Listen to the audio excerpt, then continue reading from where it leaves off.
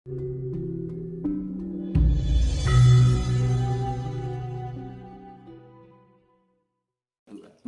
aslinya kan saya ngomong apa adanya kan gitu. Iya kan? Iya, Mas. Ilmu Jawa ini aslinya. Ini Mas. Nah, ini belum selesai. Bentar. Terus kan tadi macan, simbol macan itu adalah simbol ego. Kemudian ular. Ular itu simbol nafsu, keinginan, karsa. Wong nek kakean keinginannya nek mau murka. Ya, satu keinginan tidak tercukupi. Wong urip kan gitu kan. Keinginan satu, nek kemronggo. Jadi ambisi terus keinginan satu tercukupi. Nah, makanya diperlukan yang namanya spiritual itu untuk menyeimbangkan agar sesuatu itu tidak kelebihan juga tidak kekurangan. Tidak jomplang. Nah, yang namanya emosi yang simbolkan banteng itu. Emosi itu kalau kelebihan menjadikan amarah. Gitu. Jadi dibilang emosi itu bukan harus marah. Yang namanya luapan emosi itu adalah luapan jiwa. Jiwa kita keluar. Jadi misalkan kita meditasi, misalkan kita sepenuh jiwa raga itu bagian dari emosi, tapi emosi yang positif, kan gitu. Nah, ketika amarah itu kelebihan, emosi namanya. Emosi itu kelebihan, maka orang akan cenderung menjadi amarah. Akhirnya orang kehilangan akal sehat. Nah, dari kehilangan akal sehat itu akan merugikan diri kita sendiri dan orang lain. Padahal hukum alam itu adalah hukum cermin. Sebab akibat orang mandur bakal ngunduh. Yus kaya orang bercermin aja kan gitu. Kita memantulkan cahaya biru ya kembali warna biru. Memantulkan warna merah kembali ke warna merah. Jadi hukum feedback kan gitu. Makanya akhirnya ketika kita terjebak oleh amarah itu merugikan diri kita juga orang lain. Akhirnya timbullah karma yang orang bilang disebut dosa. Nah gitu kan. Terus jika yang namanya emosi itu kekurangan, itu juga nggak baik. Kekurangan emosi kan akhirnya kita kurang adanya gairah hidup, semangat hidup. Kan simbol api ya, memberikan semangat kan gitu. Nah kelebihan nggak baik, kekurangan tidak baik. Nah fungsinya spiritual itu untuk menengahkan itu. Yang kelebihan dikurangi, yang kurang dilebihkan. Akhirnya timbul keseimbangan. Netral Mas ya. Nah dengan sifat amarah yang dikurangi ini, timbulnya sesuatu sifatnya bijaksana. Nah sama aja. Yang simbol ular itu kalau kelebihan akhirnya timbul sifat murka, iya kan? Kalau orang sudah timbul sifat murka itu ingin melakukan apa yang dia mau, sesuka hati loh. Kira mau nek wis kedunungan nafsu, wis ora ngerti dulur, ora ngerti kanca, wis sapu kan gitu. Nggak punya hati lah dibilangnya gitu. Nah, ketika sifat ular atau yang namanya nafsu ini kekurangan, orang kayak nggak punya pengaruh hidup. Kayak nggak punya harapan hidup itu, gitu. Orang kalau kurang nafsu kan akhirnya nggak punya gairah hidup. Kayak nggak punya harapan, keputusasaan. Nah itu kan nggak baik juga. Makanya yang namanya nafsu emosi itu bukannya dihilangkan tapi diseimbangkan dengan jalan spiritual kan gitu kan. Nah, makanya kan apa nek wis donga ngene apa sosok spiritual kan burung karuan kan gitu kan. Nah, maka ditengahkan. Akhirnya timbul sifat kasih sayang. Ya kan? Iya. Kasih sayang itu adalah kedamaian itu sendiri. Nah, terus sifat yang namanya ketek mau iri dengki selera sini pengen ngurusi wong liya kan itu. Kalau kelebihan seperti itu kan gitu. Tetapi kalau kekurangan, orang itu tidak mempunyai ciri khas atau karakter. Jadi dibilang orang itu pasif gitu loh. Gitu. Iya. Orang agak ada dominan sekali dari dirinya gitu loh. Nggak ada prinsip atau nggak ada ciri khas sama sekali.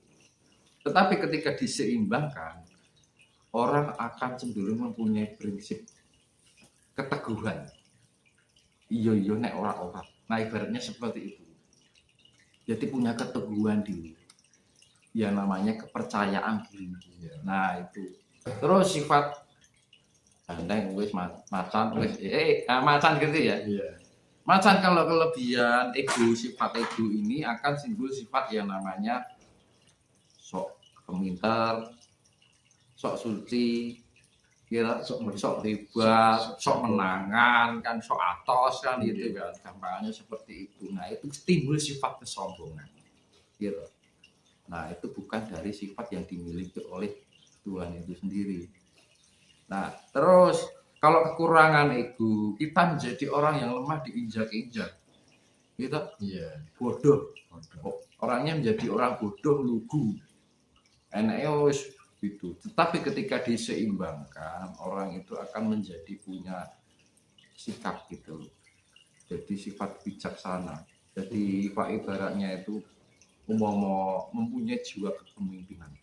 Makanya kan simbol macan. Iya. Ketika orang, makanya kan setiap raja-raja disimbolkan macan, tapi macan yang seimbang, bukan kelebihan dan kekurangan kan gitu.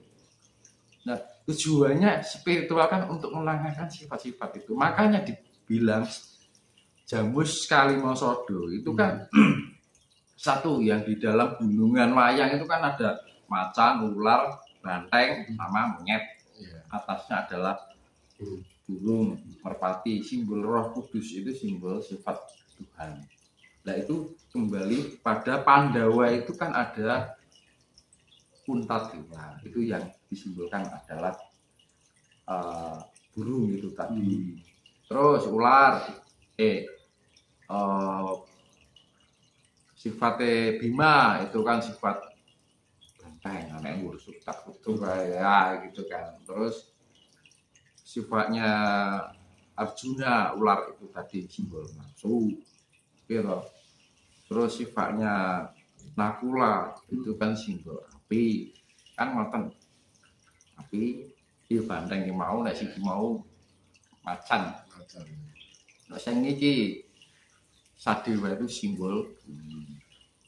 Nah itu makanya bumi Sadewa itu kan simbolnya bumi sama dengan Semar. Semar itu kan dewanya bumi. Makanya Batara Durga atau Bowo itu wedine karo Sadewa sama Semar Bodrono yang di dalam dunia pewayangan. Karena Sadewa dan Semar itu satu unsur, yaitu unsur. Nah, makanya di dalam pewayangan Durga itu paling takut dengan Sadewa dan Semar Bodrono karena ini satu unsur. Semar itu panguasaan jagat atau bumi ini, nah Sadewa itu bagian dari unsur tanah. Ngoten to. Dalange karo ngero. Kan gampangnya seperti itu. Nah, makanya diperlukan buku tujuannya ini loh yang namanya kan Jimat Jamus Kalimosodo. Jimat itu apa? Suatu yang diutamakan. Atau menjadi pamungkas lah, ibaratnya senjata pamungkas lah yang dimana kan. Nah, Jamus Kalimosodo itu sebagai tuntunan bahwa orang hidup itu harus di dalam kehidupan ini ada satu sifat pokok, 4 sifat ibu pertiwi. Nah ini harus diemong, tujuannya untuk penengah. Mula diarani sedulur papat, kalimone pancer ini tengah. Jadi dibilang pancer pak ning tengah. Iya. Iya toh, sedulur papat, siji, loro, telu, papat, pancer kalimone iki. Iya toh. Nah, ketemu pancer iki untuk apa? Kenapa tengah? Kan untuk menyeimbangkan. Jadi mek ngomong ini kan orang-orang guling. Iya toh. Nah, ini kan butuh pembelajaran juga. Kayak wong nyunggi sate Madura gitu loh. Ibu-ibu apa mbak-mbak sate kan. Nah, itu kan perlu keseimbangan seperti itu. Nah, itu diri kita itu adalah manifestasi dari Tuhan itu sendiri. Makanya kita harus menjadi penyeimbang. Kan gitu. Raga itu kan sifat tanah kan. Iya. Iya. Api itu kan sifat cahaya. Api tadi. Ya kan, amarah itu kan apa emosi itu kan bagian sifat api itu sendiri. Terus di dalam diri kita ada unsur air, udara yang kita hirup, oksigen. Iya toh? Iya. Nah itu kan saling cukup beda. Di jiwa ini yang namanya sukmo latihan, sukmo. Nah, sukmo ini yang menuntun diri kita. Ketika kita tidak bisa, itu dibilang jiwa. Ketika kita tidak bisa mengenali jiwa kita tidak akan tertuntun empat sifat diwani di dalam tubuh manusia. Akhirnya wong sakarepe dhewe. Makanya orang yang mungkin punya keyakinan atau kepercayaan agama jika tidak mau atau tidak memahami tentang spiritualitas, sama juga bohong. Apa nek modal donga kuwi rampung. Kan itu kan ora toh. Perlu kita penyeimbang. Yang utama kan kita bisa menyeimbangkan agar segala apa yang sifat-sifat yang ada di dalam diri kita, kelebihan bisa ditanyakan, yang kekurangan keseimbangan itu kita akan menemukan diri kita yang sejati. Diarani ilmu sejati. Yang manunggaling kawula lan Gusti lah. Kalau kita sudah menemukan itu, kita menemukan Gusti awake dhewe. Karena kita adalah bagian dari manifestasi dari Tuhan itu sendiri. Nah, itu yang dinamakan Jamus Kalimosodo, bukan kalimat syahadat. Zaman dahulu kata kalimat itu enggak ada, itu buatan kan, itu kan bahasa Melayu, Mas. Bahasa Indonesia kan bahasa Melayu. Gitu. Jamus Kalimosodo itu budayanya orang Jawa. Asli Jawa, Mas ya. Itu bahasa Sanskerta. Kan gitu.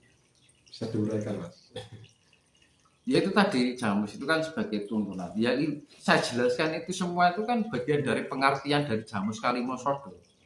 Bukan kok kalimat syahadat. Bukan, ya lagi rangan salah. Apa ini kata-kata kalimat? Iya, iya. Nah, kita harus berpikir dengan ahli yang jangan menjadi generasi yang mempunyai SDM yang rendah. Itu yang tidak diinginkan leluhur kita. Karena apa? Leluhur kita tuh orang cerdas. Kan gitu. Yang terjadi sekarang itu kan pembodohan. Itu akhirnya kok SDM orang-orang Nusantara itu enggak kayak orang dulu. Gitu. Nek basa kasare SDM rendah. Nah, itu loh. Apa gak ngisi-ngisine leluhur kan? Kan gitu loh. Wong bae mosok karo bae kan. Kudune nek dikutune iki luwih cerdas. Nah, ibaratnya seperti itu. Nah, dengan saya bilang seperti itu, mari kita mulai untuk membangun kecerdasan IQ kita, kesadaran IQ kita, kecerdasan spiritual dan kesadaran IQ kita, EQ juga, ya kan? Kalau orang kehilangan kecerdasan IQ, yo wis kehilangan arah, gitu. Kehilangan apa? Kita nggak memahami tentang meningkatkan level kesadaran dan kecerdasan spiritual. Ya nek wong digobloki wong yang manut cucu neraka surga ya yo tak gitu kan. Padahal dihapusi kan gitu. Banyak kan sekarang Nah, seperti terus itu. emosional. Nah, orang kan kalau nggak bisa mengontrol emosi ini orang sakarepe dulu. Iya. Akhirnya di dalam tubuh kita kan paling landep itu kan mulut kan. Gitu.